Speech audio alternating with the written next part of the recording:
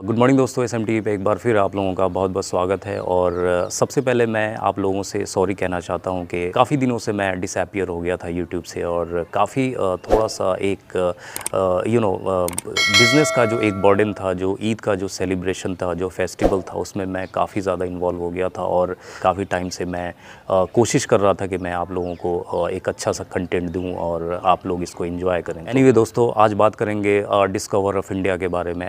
जैसा कि माना जाता है, जैसा कि इतिहास है कि भारत की खोज किसने की। अगर आप ये गूगल पे सर्च करेंगे या आप किताबों में पढ़ेंगे तो भारत की खोज किसने की, तो डायरेक्टली ये एक जवाब आता है कि भारत की खोज जो है वो वास्को डी गामा ने की थी, जो कि एक पुर्तगाल का एक नागरिक था। और ऐसा कहना गलत है कि वास्को डी गामा ने भारत की खोज की थी। वास्को डी गामा ने जो है भारत की जो खोज की थी वो सिर्फ भारत समुद्री रास्ते से जो है भारत की खोज की थी। और ऐसा नहीं था कि भारत जो एक कंट्री थी वहाँ पे लोग नहीं रहते थे, काफ़ी लोग टाइम स्पेंड करते थे और काफ़ी अच्छा व्यापार था उस टाइम पे। हाँ, ये कह सकते हैं कि यूरोपियन जो कंट्री थी उनसे जो है भारत का कनेक्शन नहीं था। जब वास्को डी गामा ने जब भारत की जब खोज की, समुद्री रास्ते से जब उसने खोज की, तब जाकर ये भारत और यूरोप कंट्री का जो है एक कनेक्शन बना। उस समय भारत में काफ़ी मसालों की जो एक प्रोडक्शन थी वो काफ़ी होती थी। और वहाँ से जब वास्को डी गामा ने जब भारत की खोज की, तब जाकर ये लोग, वास्को डी गामा ने जो है भारत से कनेक्शन बनाया और उसके बाद आना जाना शुरू किया और वहाँ से आयात और एक्सपोर्ट और इंपोर्ट का काम शुरू किया। दोस्तों, सबसे पहले सवाल ये उठता है कि भारत की खोज से पहले क्या भारत इस धरती पर था या नहीं था, या भारत जो एक कंट्री थी उस पर लोग रहते थे या नहीं रहते थे।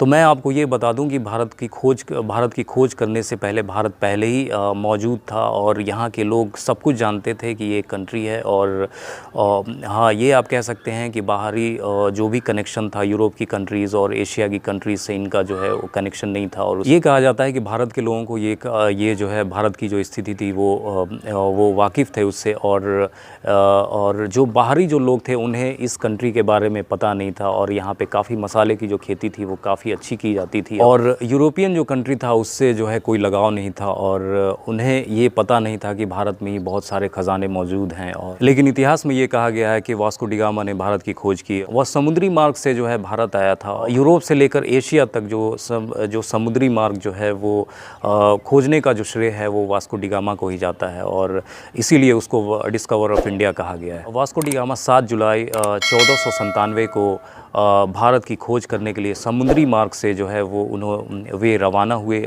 और ठीक 2 साल बाद 4 नाविकों के साथ 20 मई 1498 को वो केरल पहुँचे। 170 लोगों के दलों में से सिर्फ 54 लोग ही उनके साथ वापस लौट सके थे। और 3 महीने केरल कालीकट में उन्होंने बिताने के बाद वो पुर्तगाल लौट गए। और वास्को जो है एक पुर्तगाल के एक नाविक थे। वह एक पहले विदेशी थे जिन्होंने भारत की यात्रा की और 1499 को उन्होंने भारत की खोज की। और उसके बाद जो है ये जो ख़बर जो है वो आग की तरह फैल गई। यूरोप कंट्री में ये जो ख़बर थी कि भारत भी एक कंट्री है जहाँ काफ़ी मसालों की खेती होती है, वहाँ पे भी लोग स्थित हैं, वहाँ पे भी लोग रहते हैं। और धीरे धीरे यूरोप कंट्रीज़ को भारत की जो भौगोलिक स्थिति थी उसके बारे में जो है वो पता लगने लगा। और जितने भी यूरोपियन कंट्रीज़ थे और एशियन कंट्रीज़ थे वो जो है भारत से जो है एक कनेक्शन, भारत से जो एक कम्युनिकेशन बनाना शुरू किया और भारत के साथ मिलकर जो है व्यापार शुरू किया। सबसे पहले ये मैं आप लोगों को बता दूं दोस्तों कि भारत जो है साउथ एशिया का सबसे बड़ा पॉपुलेशन के हिसाब से सबसे बड़ी कंट्री है। और एरिया के हिसाब से भारत 7वें स्थान पे आता है। भारत में कुल 28 स्टेट हैं और 8 यूनियन टेरिटरी ऑफ इंडिया हैं। तो दोस्तों, ये वास्को डी गामा ने जो है भारत आकर जो है एक खलबली सी मचा दी यूरोप कंट्री में। और उसके बाद जितने भी एशियन जो कंट्रीज़ थी और यूरोपियन जो भी कंट्रीज़ थी वो जो है कम्युनिकेशन बनाना शुरू किया भारत के साथ। और काफ़ी अच्छा व्यापार किया, काफ़ी अच्छी ट्रेडिंग की। और एक्सपोर्ट इंपोर्ट का काम, जो एक्सपोर्ट और इंपोर्ट का जो है काम जो है वहाँ से वो जो है शुरू हुआ। और बहुत सारी चीज़ें थी जो वास्को डी गामा ने जो है वो क्लियर किया भारत के बारे में। दोस्तों, ये तो मैंने भारत के बारे में बताया। और मैं आपको ये बता दूं कि जिस तरीके से वास्को डी गामा ने भारत की खोज की थी, ये कहना गलत होगा कि डी गामा ने भारत की खोज की। ऐसा इतिहास है कि वास्को डी गामा ने भारत की खोज की कि ऐसा नहीं था कि भारत जो है पहले से स्थित नहीं था या भारत में लोग नहीं रहते थे, ये पहले से यहाँ पे सब कुछ मौजूद था। बट वास्को डी गामा ने जब समुद्री मार्ग से जो है वहाँ से जब उन्होंने पुर्तगाल से भारत के लिए रवाना हुए, तब वो भी अचंभित रह